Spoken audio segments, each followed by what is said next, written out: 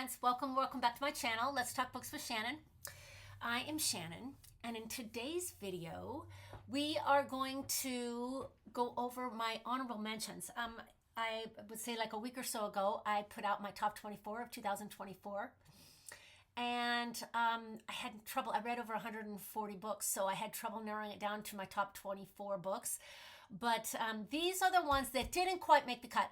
I was lucky enough that in my top 24, I think I had in 2024, I think I had 18 or 19 five-star reads. It was a really good reading year for me. But I had a lot more that were over 4 stars that didn't quite hit that 5-star mark. So in my top 24, we have mostly 5 stars, and then 5 or 6 that were 4.75, right in that range. But I have a lot of books that were over 4 stars still, 4.50 or 4.25. And so I'm going to do 10 honorable mentions that just didn't quite make the top 24. So we'll get started with that. The first one in that category would be Jessa Hastings, The Daisy Hates and the Great Undoing. I love this book. I'm really loving this series. If you're not familiar with it, it is the Magnolia Park series. This is the 4th book. And we follow a bunch of rich London socialites throughout their lives. Doesn't have a lot of plot, but it's just engaging and you become attached to the characters. The first book, I think I only gave 3 stars, but after that, I became very attached to the characters, and I'm really loving this. The reason this one didn't make the cut was because of the footnotes. They drive me crazy. So instead, this would have been a 5-star read, but it got knocked down to 4.5 stars because in the Daisy Hates books, she has a lot of footnotes, and they make me a little crazy. So still a great book, great series. Read them in order if you're going to pick these up. It's not for everyone, but I find it very, very interesting. So, and I only have one of these books. I loaned the other one to my sister. But the other 2 books that just missed the 5-star cut for me was Wild Love and Wild Eyes. I liked Wild Eyes a little bit better than Wild Love, but they are Elsie Silver's books. Her newest series, I'm loving it. I think I gave 4.5 to Wild Eyes and 4.25 to Wild Love. All cowboy ranch tropes and small town tropes and found family tropes, and I absolutely love them. Single dad tropes. So these were delightful, just didn't quite make the cut, so I highly recommend this series as well. Next book that didn't quite make the cut, I gave this 4.5 stars, was better than the movies. And this one is a YA. It was my favorite YA book of the year. And in this one follows Liz and Wes, and they are neighbors and they drive each other crazy. And Wes is hilarious and very fun. And Liz is dealing with some grief issues, but she is interested in Wes's friend and kind of goes through Wes to get his friend, I think his name is Michael, to like her. So it's delightful. Lynn Painter, I love her YA books, and this was definitely my favorite YA book that I've read of her so far. I think I've read 3 or 4, and it just missed my top 24. The next book that didn't quite make my top 24 was Done and Dusted by Lyla Sage. Love these covers, kind of very vintage-like. These are spicy. So are the Elsie Silver series, quite spicy, so just know that. If you are not someone who likes spice, you may not like those. Yes, this one has a lot of spice in it too. Also cowboy, small town ranch vibe, and I love that. This one we're following Clementine, and she is just had an accident riding horses and is having trouble getting back on the horses. And so she goes back to her hometown where she runs into Luke, and he is kind of a notorious bad boy, and their story goes from there. But it is a lot of fun, and I'm looking forward to the next book in this series. And yeah, so that'll be a fun series to continue in 2025. The next book that did not quite make the cut was Emily Henry's Book Lovers. I love Emily Henry's writing. A couple of her books did make it into my top 24, but this one just missed it. I think I gave this one 4.25 or 4.5 stars. I think it was 4.5. This one we're following two book people. Nora is a literary agent and Charlie is a editor. And she does this escape to a small town with her sister. So this has a sister element that I thought was really, really good too. A family element that I really liked in this book. Anyway, she is she's taking like a respite. She's working, but working from small town, kind of working remotely. And has these plans, and her sister has these plans to have a lot of fun in this small town and maybe meet someone interesting. And she keeps running into Charlie, and she and Charlie do not have a good history. Love this book.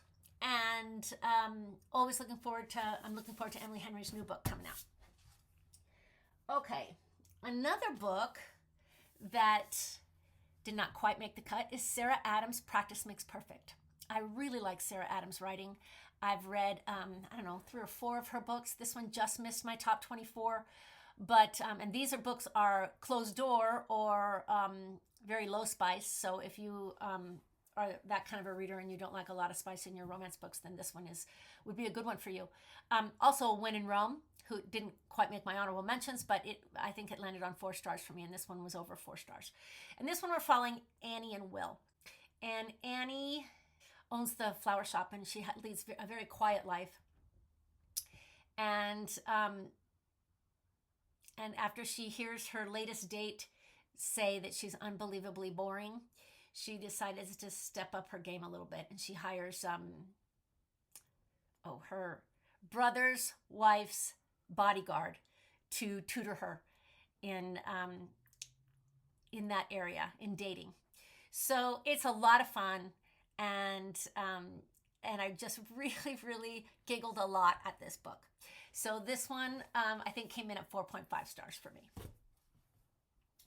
The next book that just missed my top 24 was Abby Jimenez, Part of Your World. And several of Abby Jimenez books did make it into my top 24. This was only, I think, one of 2 or maybe 3. No, one of 2 that didn't make it. But this one was an honorable mention. And this one we're following Alexis and Daniel. Daniel lives in a small town, and Alexis is a doctor in a bigger city. But she's traveling through the small town and has an car accident. And Daniel helps her out with that, and that's how they meet. And they're from 2 different worlds. She has very pretentious parents that expect things from her, and he's very small town, wears many caps in his small town. And they hit it off, and she keeps coming back to the small town to be with him, but she knows that they can never be in each other's lives due to worlds that they live in. So I love this book, and just missed my top 24. I have 2 more, because I have a total of 10 books that I didn't quite make my top 24. One, 7 Year Slip by Ashley Poston. I gave this one 4.5 stars, and in this one we're following Clementine, and she moves into her aunt passed away, and so there's a grief element, but she moves into her aunt's apartment, and when she walks in one day, there's a man standing there, and it turns out he's from 7 years in the past. So they meet that way, and the story goes from there, and it is delightful and just so creative, and I love the concept in this one. A lot of magical realism, and I think you'll like it too. Okay, and the last book in my honorable mentions is Malibu Rising, Taylor Jenkins Reid. I love Taylor Jenkins Reid writing, and actually my favorite book of the year was The 7 Husbands of Evelyn Hugo. If you haven't seen my top 24 video, I'll link that below. But in this one, we are following the Rivas family. Nina Rivas is a supermodel, also a surfer. The whole family surfs. Her brothers and sisters are all major characters in this book. They're all either surfers or her dad was a singer, and he is out of the picture in the beginning of the book and has been for some time, but he comes back into the picture when they have their annual end of summer party. And a lot goes down at that party, and a lot is revealed at that party. And I love this book. So, and it's a quick read. It's not really that long. I think it's under 400 pages. So love this book. Just missed my top 24. And that is it. Those were my top 10 honorable mentions. So I just wanted to I felt so bad leaving them out of my top 24. As a matter of fact, I had trouble.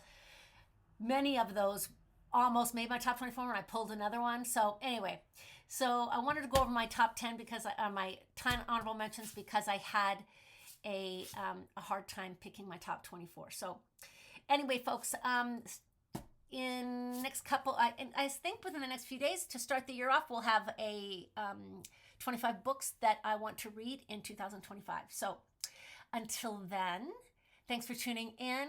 Please take care of each other. Happy reading.